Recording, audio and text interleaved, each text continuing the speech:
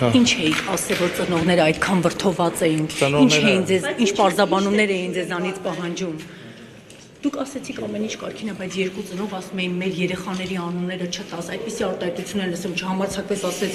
վերադարձել են, այսպիսի արտահայտություններ են լսում, պարոն Ազան, ներկայացեք ինչ էր կատարվում, որ ձեզ էին կանչել պարզաբանություն։ Ասեմ, ներկա հանդիպմանը ներկա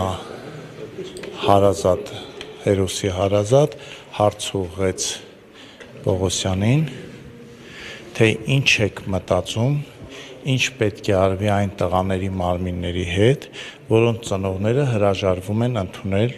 որ դա իրենց որդիների մարմիններն է։ Պողոսյանը հարց եւ մասունքների եւ ամբողջական մարմիններ, այսինքն որ ԴՆԹ թեստը մի քանի անգամ անելուց հետո պարզվել է, որ ումա պատկանում։ Պողոսյանը հարցը իմ կարծիքով Քննչական կոմիտեի նախագահի մասին է։ Ինքը ուզում էր ինչ-որ այլ պատասխան տվեց, ես ընդհատեցի, ասեցի, եթե կարելի է պարզաբանեմ ինչ հարցնում, ասեցի խոսքը նրա մասին է, որ ինչ պետք է անենք մենք եւ առաջին հերթին պետությունը, երբ որ ԴՆԹ ուսումնասիրությունները մի քանի անգամ արվելուց հետո հաստատվում է, որ մարմինը պատկանում է այսինչ հերոսին։ Ասի այդ դեպքում ինչ անենք, եթե մարդիկ հոգեբանական կամ այլ տեսանկյունից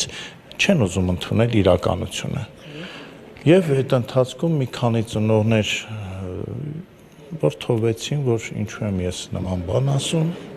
եւ պարզաբան։ Իրենց զայրացրել, որ այսինքն դա իրանց երեխաները չեն։ Չէ, ես ոչ մի արձագանք, ես ուղղակի այդ կնոջ հարցը վերաձևակերպեցի, որ Պողոսյանը ավելի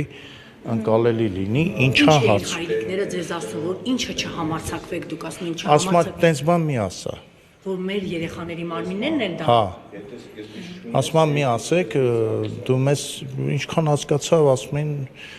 տենց միտք ասելու իրավունք չունեք, տենց ինչ-որ բաներ էին բացականչում, վիրավորական արտահայտություններ, ես որ չլարվի դուրս եկա, ասեցի, եթե ինչ-որ ասելիք ունեք, եկեք դուրս ասենք։ Հետո արդեն որ դուք դուրս եկաք, որպեսզի հանգստանան, աստիճաններով բարձացան վերև ու սկսեցին ձեզ ինչ-որ հարցեր ուղղել, Հարցերով չէին ուղղում, ընդամենը ասում էին, որ ինձ հետ համաձայն չեն եւ որ իրենք հոգեբանական պատճառներով չեն, որ հրաժարվում են ընդունել այդ արդյունքները։ Դուքին ասում են մի ասեք, որ մահացած է։ Ահա, որովհետեւ որ ամեն մեկը իր պատճառները ուներ։ Ես իրականություն։ Վատ եք զգում ձեզ, պարբերաբար տենց խորը հոգոց եք անում, հա, պարոն Ազան, հոգեպես։ Չէ, վատ եմ զգում ես այդ երեխեքի համար, հերոսների համար եմ վատ զգում, որտեվ իրականում մեծ ողբերգություն, ես չգիտեմ, մեծ չեմ ուզում ինչ-որ բաներ ասել, շատ բարդ թեմա է, բայց ես այդ երեխեքի մասին եմ անդադ մտածում, հասկանում եք, այդ երեխեքը ծնվել են ապաշնոր կառավարման շարունակական այս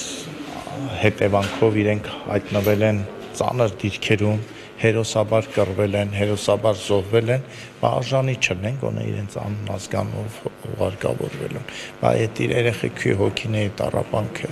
մի հատ եկեք կներեք, էլի, եկեք ամեն մեկս մեր վրա վերցնենք, մենք կուզեինք մեր հետ այդպես լինի։ Չէինք ուզի, չէ։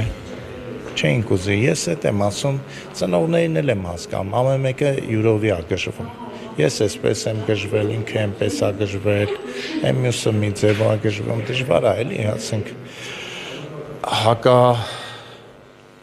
հակաբնական է այս ամեն ինչը, հակաստվածային էլի, որ ընդած ինչ ենք խոսում, ինչ ենք անում։ Բայց ես էլի ասում եմ, նույնիսկ ես միջադեպից հետո ես նույնիսկ հասկանում եմ, էլի, պետական կառույցները ինչի են դժվար, որտեղ հասկանում եք, եթե ես ընդհանրապես էդ էլ ես չէի ասում, ես ընդհանրապես ներողություն թարգմանեցի այն զոհվածի հարազատի հարցը, որ ավելի ընկալելի լինի եւ այսպիսի աղմուկ առաջացավ։ Պատկերացնեք, մենք որոշենք, պետությունը որոշի, որ ի վերջո այդ երեխեքի օգիների տառապանքը պետքա վերջ տնենք եւ ումը հաստատված է մի քանի անգամ ԴՆԹ փորձաքննությամբ, այդ թվում արտասահմանյան փորձաքննությամբ ուղարկավորվի իր անազգանով։ Ես պատկերացնում եմ, որ էլի բան է լինելու։ Աղմուկ, որ այս մեր երեխան չի, ես գիտեմ, օրինակ Աչաջուր գյուղում, Տավուշի մարզում մի ընտանիք կա, հուղարկավորելուց հետո է հրաժարվել։ Ասում է տատա իր ազատեսը, որ սա իրանց երեխան չի, ու իրենք ոչ շիրիմ են գնում, ոչ կերես, բայց գոնե իր ազգանով հուղարկավորված է։ Գյուղացիներն են մնացածն են գնում։ Շիրիմի մոտ էլի, էսա բանը, ես իրանց էլ եմ ուզում հասկանամ ծնողներին, բայց դժվար եմ հասկանում, ուզում եմ հասկանամ պետական կառույցներին, էլի դժվար եմ հասկանում, եթե ինձ ասեին, ես ոնց որ կառաջարկեի, որոշեի, ես ամեն դեպքում այդ 81 մարմինները, նույնիսկ ճանաչելիները մեկ անգամ եւս կուղարկեի ԴՆԹ փորձաքննության, կստեղծեի հանձնաժողով, այդ թվում լրագրողներից բաղկացած, որոնք տիրապետեն նյութերին եւ